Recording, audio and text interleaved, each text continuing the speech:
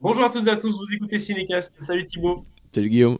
Cinécast, c'est le podcast qui chaque semaine vous recommande des films à voir au cinéma, en streaming ou VOD. Aujourd'hui, on vous parle d'un film qui sort ce 20 avril en France comme en Belgique, réalisé par les frères Ni, avec Sandra Bullock, Channing Tatum, Daniel Radcliffe et un peu Brad Pitt. De quoi ça parle ce film? De Lost City. Ça parle tout simplement d'une écrivaine de romans à succès, romans qui ont pour aventure, hein, un peu Lost City, vous avez compris le thème, et qui ont comme couverture de roman un personnage, un acteur qui est pris en photo, qui est joué par Channing Tatum. Et ils vont se retrouver, alors là, pour des circonstances que nous expliquait Thibaut, tous les deux, justement, dans la jungle, avec un milliardaire Daniel Radcliffe, qui a une seule envie, c'est de retrouver le trésor, sans doute à l'aide de la fiction écrite par la romancière. C'est un grand concept un peu barré qui fait penser à la poursuite du diamant vert. Je sais pas si tu as vu ce film, Thibaut, avec. Évidemment, Michael Douglas Forever. Voilà, tu vois, il y a un peu de similitude. Je propose qu'on regarde tout de suite un extrait de la bande-annonce. You led me straight to the lost city. Now, prepare to die. There were just hundreds of snakes in this temple just waiting for us to show up. What? Why aren't they biting that guy? This is ridiculous. Delete. Delete. Delete.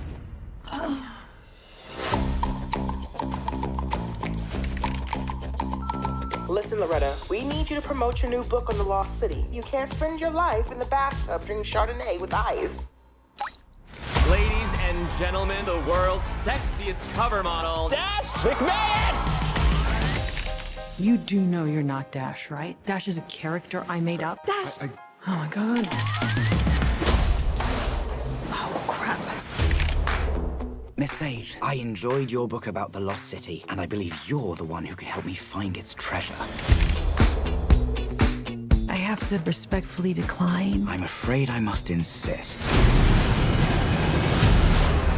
Unchain me! That's your seatbelt.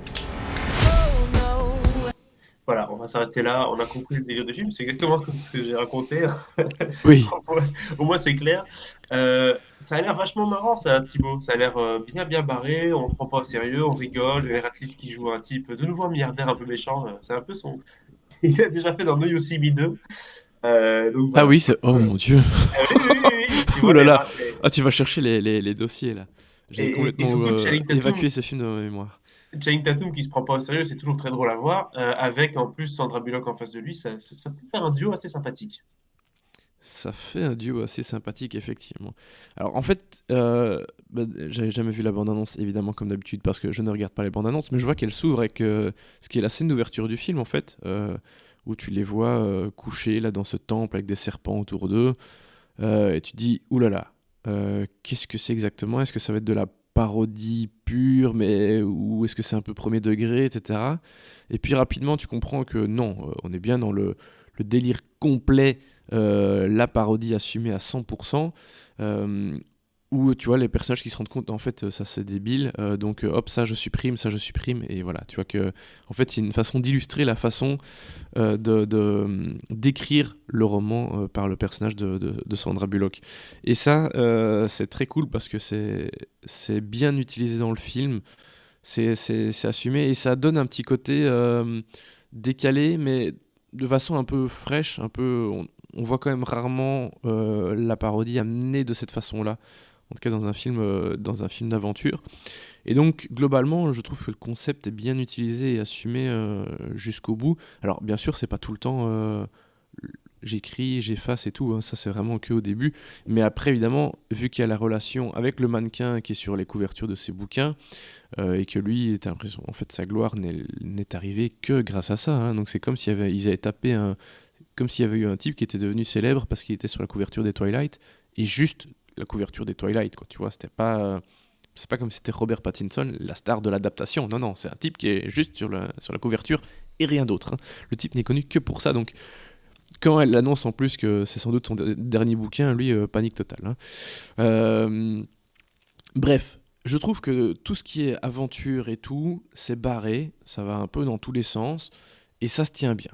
Surtout les 40 premières minutes, c'est vraiment très solide, et j'étais là, ah ouais, vraiment, c'est plutôt solide, et je m'attendais peut-être pas à ce que ce soit à ce point-là. Puis après, bon, il y a le classique ventre mou Ouais, du une fois milieu qu'on est qui dans la arrive. jungle et qu'on est un peu paumé, ça ralentit un petit peu. Ça ralentit un petit peu, et puis bon, ça va, à la fin, rattrape bien le truc. Mais globalement, non, ça se tient bien. Ça se tient vraiment bien, et parce qu'ils ont fait des bons choix, quoi. Euh, je trouve que le duo Channing Tatum et Sandra Bullock, ça fonctionne super bien. En même temps, Channing Tatum est quelqu'un qui se prend pas trop au sérieux de manière générale. Il a pas mal d'autodérision, il a aucun souci à se mettre en scène, à se mettre dans des situations ridicules. Tu vois, c'est pas le genre de comédien qui est embarrassé avec ce genre de choses. Donc, c'est toujours très cool de le voir faire ce genre de choses. Donc voilà, Channing Tatum, globalement, on aime bien, hein. Euh, On valide. voilà, on valide Channing Tatum. Sandra Bullock, très bien aussi. Voilà, je vais pas, j'ai rien de hyper positif à dire Bah, elle sur revient elle, un ni peu à de la très comédie, négatif. hein. Elle revient un peu à la comédie après avoir fait quelques films un peu plus sérieux sur Netflix et tout. Elle avait perdu la vue, je sais plus quoi. Ouais, ouais, Donc Bird Box. voilà, donc c'était un peu plus thriller et tout. Elle a fait bon, enfin Gravity, mais c'était pas beaucoup d'humour dans Gravity non plus. Et Non. ici, voilà, elle est de retour avec un film qui ressemble un peu plus à ses premiers films, hein, Miss Detective et tout, c'est comme ça. Oui, On oui, oui, revient un oui. peu dans du Sandra Bullock de l'ancien temps. C'est pas mal. Ça me fait penser à je sais plus quelle année, mais c'est facile à retrouver, où elle était nommée et aux Oscars et aux Razzie Awards, bon, pour deux films différents en l'occurrence, bien que soit déjà arrivé que certains soient nommés aux deux pour le même film. Mais oui, c'est vrai qu'elle a eu une grosse époque comédie, Sandra Bullock, et ça fait un moment qu'on l'a pas vue dans quelque chose comme ça. Donc non, ça fait du bien, mais voilà. Après, j'ai jamais été un grand fan de Sandra Bullock, bien que j'aime beaucoup Speed, j'adore Gravity, etc. Mais voilà, c'est pas une comédienne qui me fait ressentir énormément de Non, choses. non, Voilà. c'est pas la Mais je révélation la non trouve plus. bien et ça fonctionne bien. Et je sens que tu as envie de me parler de lui. Euh, bah, Brad Pitt. Brad Pitt. Oui, Euh, alors, c'est c'est hilarant. C'est hilarant. Il est pas dans le film très très longtemps, mais tout le moment où il est là, c'est génial. C'est vraiment génial. Après, j'ai l'impression qu'ils ont mis presque toute sa scène dans la bande-annonce. C'est un peu dommage. Euh, mais non, son et personnage donc est il très est cool. qui, sans vouloir spoiler le film bien entendu, c'est quoi? C'est un mercenaire ou un truc comme ça ou? Il joue une espèce en fait, il joue un ancien soldat que le personnage de Channing Tatum a rencontré en retraite spirituelle, ou je va savoir quoi, qui va être chargé de retrouver le personnage de Sandra Bullock. Enfin, et d'aller la sauver en l'occurrence. Donc voilà, j'en dis pas plus. Vous découvrirez tout ça dans le film. Mais voilà, c'est plus un caméo qu'un second rôle, bien Oui, que. oui. En tout cas, sa scène est géniale. En J'ai fait, adoré. il était venu pour faire une journée de tournage, il est resté une semaine, le coco, hein, donc il s'est Ah bien ouais? marré apparemment. Ouais, ouais, quand Ok, même. d'accord. Ok. Donc, Ah, ouais, aucun bah, je problème. pense qu'en production, ils ont moins rigolé pour gérer tous les plannings et le calendrier de tournage. Mais ok, d'accord. Bah oui, ça m'étonne pas que ça ait pris plus qu'une journée, ce qu'ils ont fait avec lui. Mais voilà, écoute, j'ai pris du plaisir. Dernier mot, bah oui, Daniel Radcliffe, le petit Richard anglais, un peu frustré par sa situation familiale, c'est drôle, il tient bien son truc. Donc voilà, ça m'a plutôt bien plu. Et globalement, je trouve que voilà, j'ai pris du plaisir en regardant le film, malgré les petites réserves sur voilà, le ventre mou un moment au milieu du film, où, bon, Ça aurait après avoir. bénéficié de durer peut-être 1h30, 1h40 plutôt qu'1h55, quoi. Voilà, c'est ça. Peut-être, mais je pense que c'est plus une question de. Enfin, en même temps, après les 40 premières minutes qui sont quand même assez intenses, c'est bien de baisser un peu le rythme, se poser un petit peu.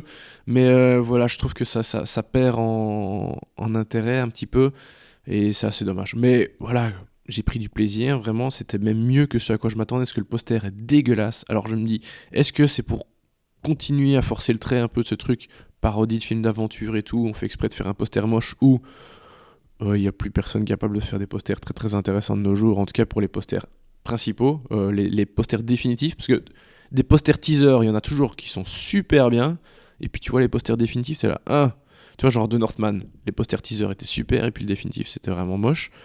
Dune, pareil, enfin bref. La liste est longue. Ici, ils ont juste fait un truc moche parce qu'à mon avis, c'est comme ça. Oh, pardon, je tape dans mon micro. Mais non, voilà. C'était mieux que ce à quoi je m'attendais. J'en attendais pas grand-chose, très honnêtement. Donc j'ai pris plutôt un bon plaisir. Voilà. Quelle est la note du coup de ce film, Thibaut, de Lost City? Eh bien, on va aller vers un 2,5. Ouais, c'est bien. La moyenne, c'est bien. 2,5 au C'était pas milieu. exceptionnel non plus, hein, Flap attention. Bang au milieu, ça c'est le genre de film à mon avis que je vais aller voir sans trop de problème. En français, ça s'appelle Le Oui, secret de la cité perdue, hein, comme ça vous savez. Ça sort ce 20 avril au cinéma en France comme en Belgique. N'hésitez pas à partager votre avis sur ce film dans les commentaires. Et si c'est pas déjà fait, abonnez-vous au podcast sur la plateforme de votre choix. À très bientôt pour de nouvelles recommandations.